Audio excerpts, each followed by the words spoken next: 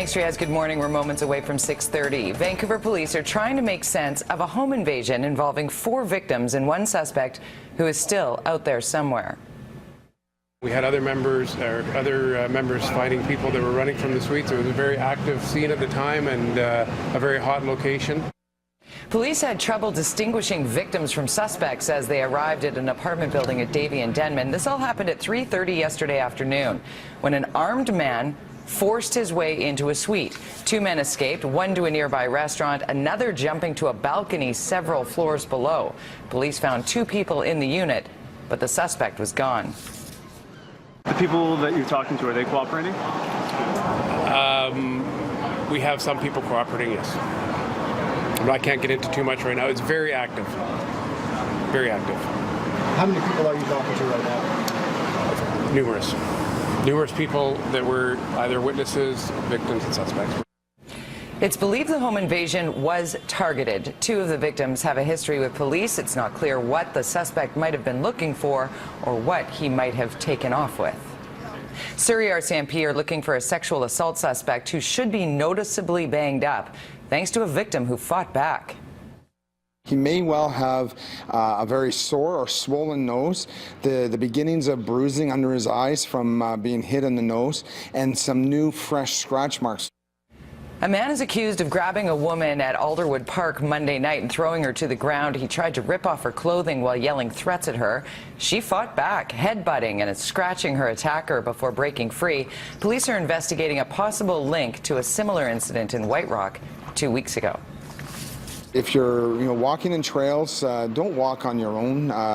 Like we all love our neighborhoods and we trust our neighborhoods, but particularly right now, while we do not have this individual in custody, I would suggest that you, go with a buddy and don't wear earbuds. Don't, wear something bright. Carry your cell phone with you. The suspect is described as being in his mid-30s to early 40s, 6 feet with dark hair. He was wearing dark clothing, including a belt with a square buckle. U.S. President Barack Obama is expected to make a statement today about the beheading of an American journalist, James Foley, by Islamic militants. Foley was kidnapped in Syria in November of 2012. Islamic State militants released a video yesterday reportedly showing Foley's murder, calling his killing payback for U.S. airstrikes in Iraq. The militants are also threatening to kill U.S. journalist Steven Sotloff. He was kidnapped near the Syrian-Turkish border last August.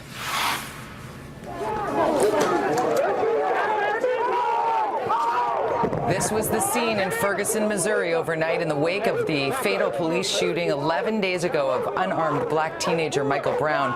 Despite what you're seeing, overall the protests were more subdued than nights past, with police making 47 arrests. Officials say a grand jury could begin hearing evidence today to determine whether the officer who shot Michael Brown should be charged.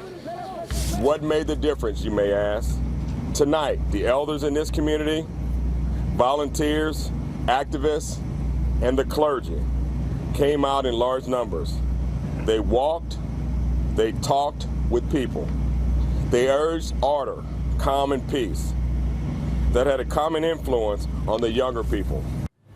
Back to local news now. It's a big day for commuters for the Caribou Road overpass in Burnaby in particular. Greg Harper joins us live with the latest structure to open as part of the Port Mann Highway 1 improvement project. Greg?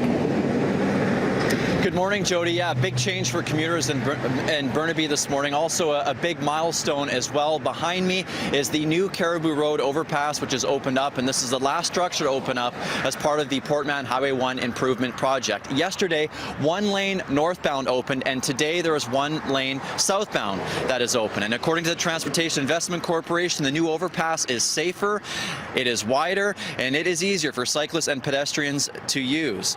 You could see that blue container. That's where a 3.5 meter long pathway for both pedestrians and cyclists will be available. On the other side, there's also a sidewalk and a bike lane as well. It's not fully operational yet, this overpass. That's because the old one, which was built in the 60s, needs to be demolished. Work is being done on that today. The lamp standards will be taken down, but this is going to take a month or so to be completed, so be aware of that. There'll be some detours in the meantime. When this overpass is fully operational, operational. It'll have 2 lanes going northbound, 1 lane southbound, and access on both sides for pedestrians and cyclists. Jody? Thanks so much. Greg Harper reporting live for us this morning.